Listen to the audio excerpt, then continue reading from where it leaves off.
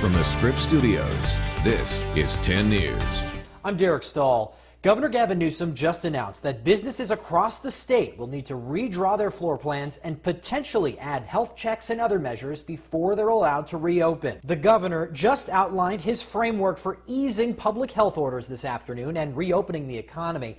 Newsom did not provide a firm date, but said that things will look different as stay-at-home orders are gradually lifted. You may be having dinner with a waiter wearing gloves, maybe a face mask.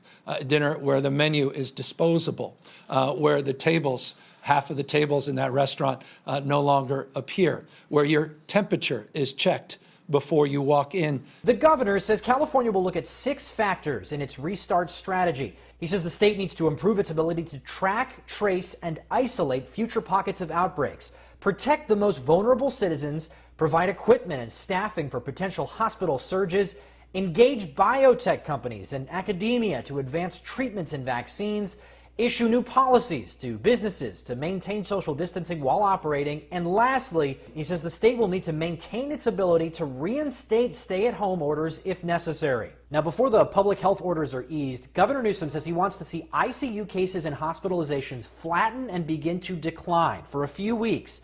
And he had this to say about a potential timeline. I know you want the timeline, but we can't get ahead of ourselves and dream of regretting.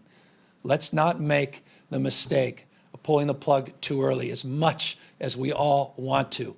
I don't want to make a political decision. Newsom says reporters should ask him again for a timeline in 2 weeks. He says the state will announce a new task force this week dedicated to restarting California's economy. President Trump is expected to announce a similar task force on the national level this week as well. Derek Stahl, 10 News.